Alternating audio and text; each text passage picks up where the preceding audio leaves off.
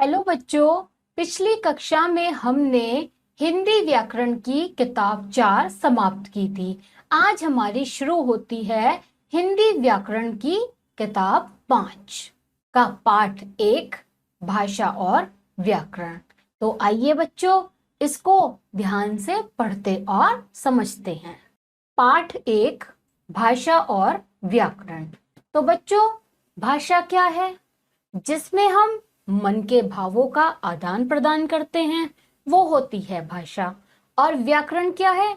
व्याकरण वह शास्त्र है जिसमें हमें शुद्ध लिखना, पढ़ना, बोलना सिखाया जाता है। तो आइए पढ़ते हैं इस पाठ को। अब यहाँ हम क्या देख रहे हैं? देखिए, पढ़िए और समझिए। यहाँ हम क्या देख रहे हैं बच्चों कि कुछ हमें चित्र दिए गए हैं। देखते हैं। ऊपर दिए गए पहले चित्र में एक साधु अपने शिष्य को मुख से बोलकर उपदेश दे रहा है और उसके शिष्य समझ रहे हैं। दूसरे चित्र में पंडित जी पुस्तक में लिखे मंत्र पढ़कर बोल रहे हैं। भक्तगण उनके मंत्र सुनकर समझ रहे हैं। ये सब भाषा के साधन हैं। इस प्रकार हम कह सकते हैं। क्या दो चित्र दिए? एक में क्या है? साधु बैठे हैं और उनके सामने उनके शिष्य हैं। तो साधु क्या है? उपदेश दे रहे हैं। कैसे? मुंह से बोलकर। और दूसरे चित्र में क्या दिख रहा है कि एक पंडित जी बैठे हैं, वो मंत्र पढ़ रहे हैं, लेकिन किससे? किताब से। किताब से देख के, यानी कि पुस्तक से देख के पढ़ रहे हैं। और उनके जो भक्तगण हैं वो उन्हें सुनकर समझ रहे हैं। ये सब क्या कहलाती है? भाषा। तो इस प्रकार हम क्या कह सकते हैं बच्चों? मन के भाव एवं विचार आदान प्रदान करने का साधन भाषा कहलाता है। वही जो हमारे मन के भाव हैं और विचार हैं, उसका हम आदान प्रदान करें तो वो होता है हमारा भाषा। भाषा शब्द संस्कृत भाषा की भाष धातु से बना है, जिसका अर्थ है बोलना। अर्थात हम प्रतिदिन जो भी कुछ बोलते तथा सुनते हैं वही भाषा कहलाती है। इस प्रकार भाषा हमारे भावों तथा विचारों को एक दूसरे तक पहुंचाने का साधन है। कहां से लिया गया है भाषा शब्द? संस्कृत भाषा से, भाष धातु से, और जिसका अर्थ होता है बोलना। तो हम दिन भर रोज जो कुछ भी बोलते हैं, सुनते हैं, वो सब हमारी होती है भाषा। अब देखते हैं भाषा के रूप। भाषा के मुख्यतः 2 रूप होते हैं। कितने रूप होते हैं भाषा के? 2। पहला मौखिक भाषा, दूसरा लिखित भाषा। तो पहला देखते हैं मौखिक भाषा। भाषा का वह रूप जिसमें बोलकर तथा सुनकर विचारों का आदान प्रदान किया जाता है, मौखिक रूप कहलाता है। फोन पर बात करना, संवाद, बातचीत करना, कहानी सुनना, सुनाना आदि मौखिक भाषा के उदाहरण हैं। मौखिक भाषा कौन सी हुई? जिसमें हम बोलकर तथा सुनकर क्या करते हैं? विचारों का आदान प्रदान। वो होता है हमारा मौखिक रूप भाषा का। और जैसे आप इससे समझ सकते हैं, जैसे हम एक दूसरे से फोन पर बात करते हैं, हम कहानी सुनाते हैं, ये सब क्या है? मौखिक भाषा के उदाहरण। दूसरा देखते हैं लिखित भाषा। भाषा का वह रूप जिसमें हम लिखकर अपने भावों और विचारों को प्रकट करते हैं और अन्य लोग उसे पढ़कर समझते हैं, यह लिखित भाषा कहलाती है। पत्र, निबंध, कहानी, पुस्तकें, समाचार पत्र आदि लिखित भाषा के उदाहरण हैं। तो बच्चों, लिखित भाषा क्या हुई? जिसमें हम लिखकर बताएं, सीधा सा इसके नाम से ही पता लग रहा है। और दूसरे लोग कैसे समझते हैं? इसे पढ़कर। जैसे कि पत्र हुआ, निबंध, पुस्तकें, ये सब क्या है? लिखित भाषा के उदाहरण। अब हमें यहाँ पे तीसरा दिया है संकेतिक भाषा। संकेतिक भाषा क्या है? जब व्यक्ति संकेतों के द्वारा अपने विचार प्रकट करता है तो भाषा का यह रूप सांकेतिक भाषा कहलाता है। जैसे मूक, बधिर लोग इशारों या संकेतों तथा मुख भगी माओ के माध्यम से अपने विचार प्रकट करते हैं। चौराहे पे खड़ा सिपाही, मैच के दौरान अंपायर, तथा ट्रेन का गार्ड आदि संकेतों के माध्यम से बात करते हैं, लेकिन सांकेतिक भाषा को व्याकरण में मान्यता नहीं दी गई है। तो सांकेतिक भाषा क्या है कि जब हम संकेत करके एक दूसरे को बताते हैं या अपने विचारों को प्रकट करते हैं, जैसे हम इशारे कर देते हैं, तो ये सब होता है सांकेतिक भाषा। जैसे कि क्या होता है, सड़क पे सिपाही खड़ा होता है या मैदान में जब मैच चल रहा होता है तो वहां पे एम्पायर होता है, वो सब क्या करते हैं, सांकेतिक भाषा का प्रयोग। ये सब क्या है, सांकेतिक भाषा के उदाहरण। लेकिन सांकेतिक भाषा को व्याकरण में मान्यता नहीं दी गई है। इसके आगे देखते हैं, भारतीय संविधान द्वारा निम्नलिखित 22 भाषाओं को मान्यता प्रदान की गई है। देखते हैं वो कौन कौन सी हैं 22। पहली कोंकणी, दूसरी कश्मीरी, तीसरी मराठी, चौथी मैथिली, पांचवी नेपाली, छठी असमिया, सातवीं मणिपुरी, आठवीं मलयालम, नौवीं संथाली, 10वीं सिंधी, 11वीं हिंदी, 12वीं संस्कृत, 13वीं उर्दू, 14वीं गुजराती, 15वीं तेलुगु, 16वीं डोगरी, 17वीं तमिल, 18वीं पंजाबी, 19वीं उड़िया, 20वीं बांग्ला, 21वीं बोडो, 22वीं कन्नड़।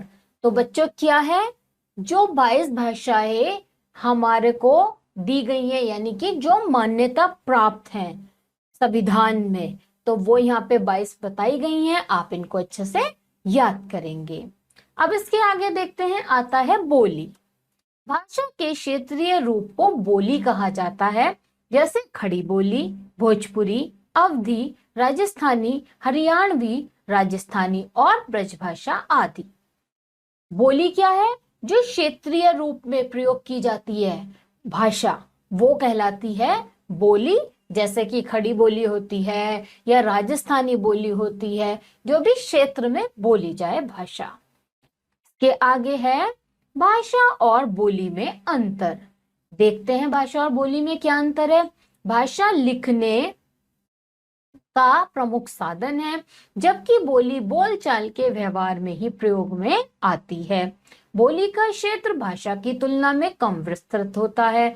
लगभग प्रत्येक 20-30 किलोमीटर की दूरी पर बोली बदल जाती है। बोली में व्याकरण का ध्यान नहीं रखा जाता, जबकि भाषा में व्याकरण का ध्यान रखना आवश्यक है।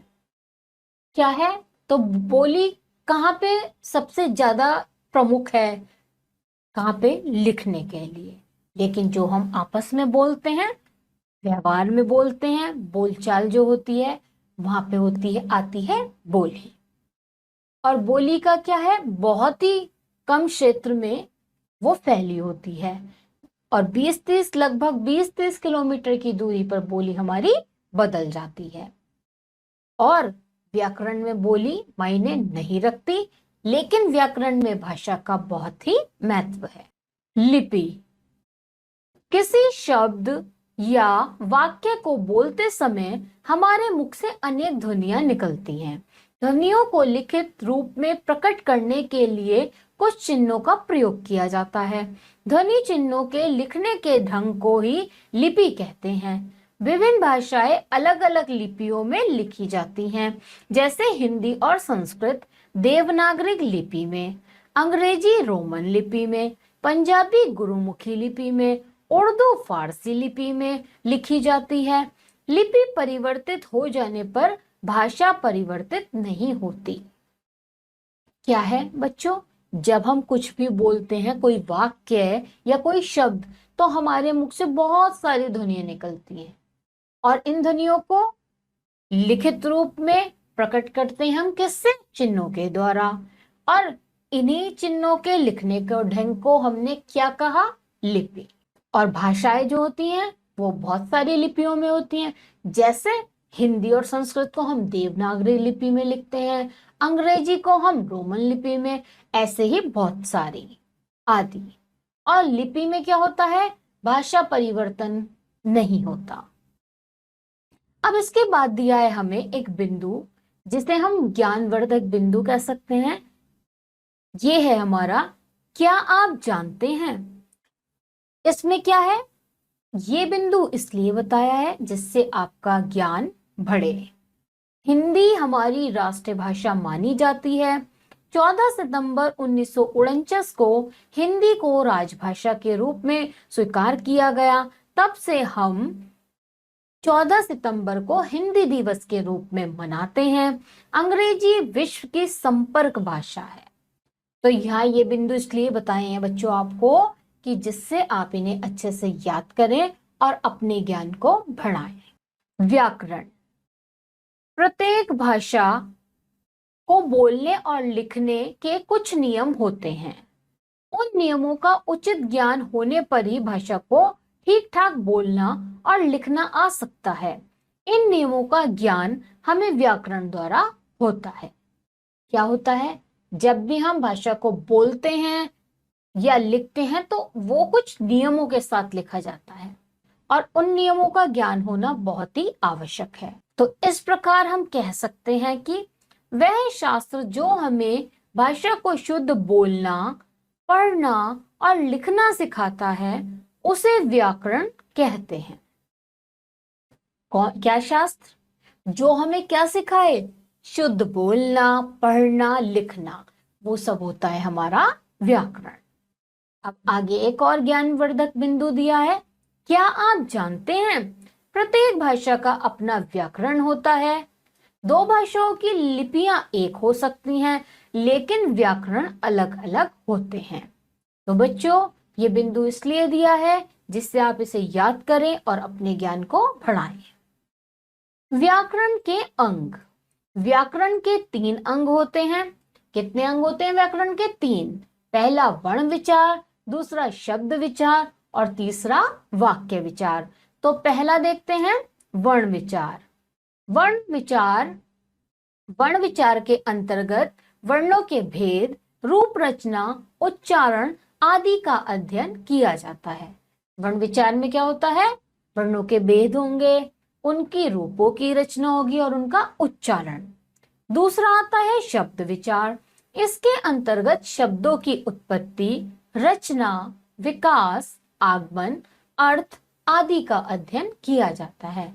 शब्द विचार में क्या होगा? शब्दों की उत्पत्ति होगी, रचना होगी, विकास होगा आदि। तीसरा आता है हमारा वाक्य विचार। हम अपने सभी विचार वाक्यों के माध्यम से ही प्रकट करते हैं। वाक्य विचार के अंतर्गत वाक्यों के भेद, निर्माण, शब्दों के आपसी संबंध, विराम चिन्ह आदि का अध्ययन किया जाता है। वाक्य विचार में क्या है कि जो हम विचार वाक्यों के माध्यम से एक दूसरे को आदान प्रदान या प्रकट करते हैं। और इसमें क्या आता है? वाक्यों के भेद होंगे, निर्माण होगा और शब्दों के आपसी संबंध होंगे आदि। अब देखते हैं बच्चों कि हमने इस पाठ में क्या सीखा। हमने सीखा मन के भाव प्रकट करने का साधन भाषा कहलाता है। भाषा के 2 रूप हैं, पहला मौखिक और दूसरा लिखित। बोली का क्षेत्र सीमित होता है। भाषा के लिखने का ढंग लिपि कहलाता है। अंग्रेजी भाषा रोमन लिपि में लिखी जाती है। बच्चों मुझे लगता है आपको भाषा और व्याकरण का पाठ बहुत ही अच्छे से समझ में आया होगा। अब इसके आधार पर आता है हमारा अब बताइए। तो अब बताइए का क्या प्रश्न देखते हैं बच्चों। सही विकल्प वाले गोले को रंगिए। अब इसमें क्या है? एक प्रश्न दिया है, उसके 4 उत्तर दिए हैं। जो एक उत्तर सही है वो हम बताएंगे। पहला है मन के विचारों को आदान प्रदान करने का साधन कहलाता है भाषा, व्याकरण, कारक, लिंग। तो इसका उत्तर क्या है? भाषा। दूसरा देखते हैं, भाषा के लिखने के ढंग को कहते हैं भाषा, लिपि, संकेत सभी गलत। तो जब किस में लिखते हैं हम, किस ढंग से लिखते हैं, उसमें आता है हमारा वो कहलाता है लिपि। तो इसका उत्तर क्या हुआ? लिपि। तीसरा प्रश्न देखते हैं, पंजाबी भाषा की लिपि है देवनागरी, फारसी, गुरुमुखी सभी गलत। तो इसका उत्तर क्या है? आपने पाठ में बहुत अच्छे से पढ़ा है, इसका उत्तर है गुरुमुखी। चौथा प्रश्न देखते हैं, मौखिक भाषा का उदाहरण है फोन पर बात करना, पुस्तक, निबंध, अखबार। तो क्या है मौखिक भाषा का? जो हम एक दूसरे को बात करते हैं। तो ये हुआ इसका उदाहरण, यानी कि फोन पर बात करना। पांचवा देखते हैं, व्याकरण के कितने अंग होते हैं? 2, 3, 4, 8। तो कितने अंग होते हैं व्याकरण के? 3। अब बच्चों इसके बाद आता है हमारा ख प्रश्न। ख प्रश्न क्या है? रिक्त स्थानों की पूर्ति कीजिए। अब यहाँ क्या है? पहला देखते हैं, खालिस्तान और विचारों को लिखकर भी प्रकट किया जा सकता है, यानी कि भावों। मतलब इसका खालिस्तान क्या भरेंगे? भावों। भावों और विचारों को लिखकर भी प्रकट किया जा सकता है। दूसरा देखते हैं, खालिस्तान वह साधन है जिसके द्वारा हम अपने विचारों और भावों को प्रकट करते हैं।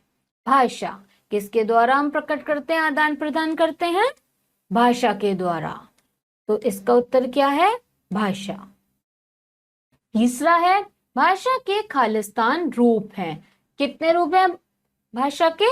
2। तो यहाँ पे क्या लिखेंगे? 2।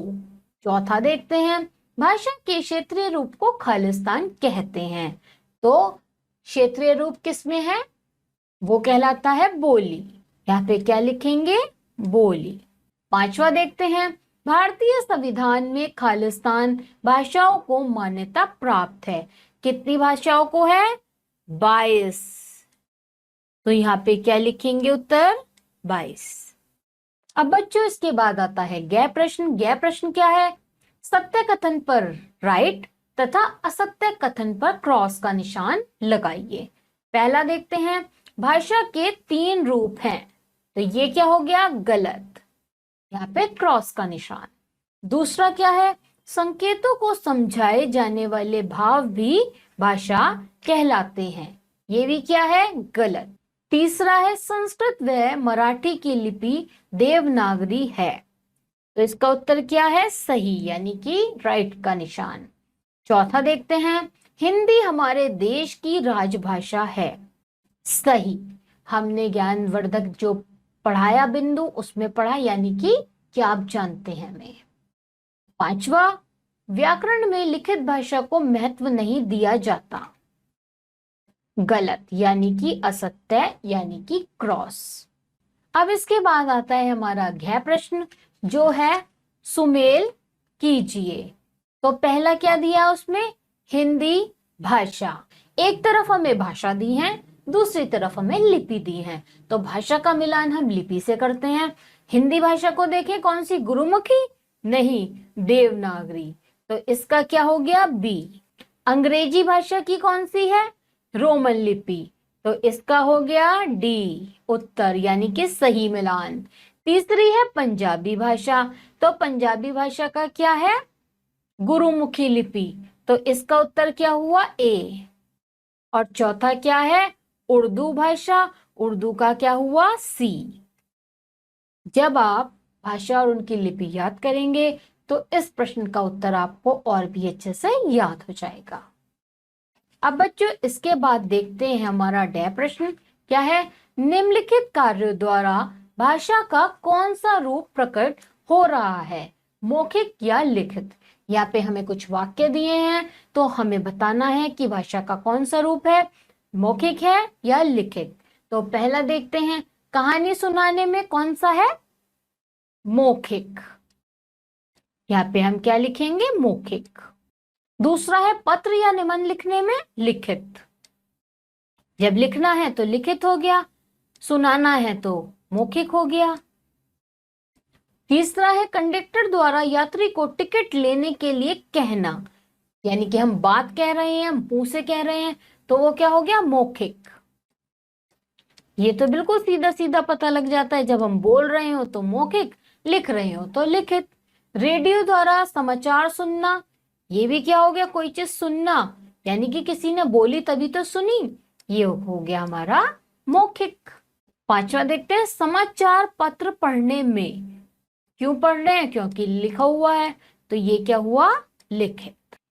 मुझे लगता है बच्चों अब बताइए आपको बहुत ही अच्छे से समझ में आया होगा, और यहीं पे हमारा यह पाठ समाप्त होता है। बच्चों, मुझे लगता है आप सभी को भाषा और व्याकरण का पाठ बहुत ही अच्छे से समझ में आया होगा। अब आप सब बच्चे क्या करेंगे, इस पाठ का बहुत ही अच्छे से अभ्यास करेंगे और हम आपको मिलेंगे अगली कक्षा में। तब तक के लिए आप सभी बच्चे अपना ध्यान रखिए।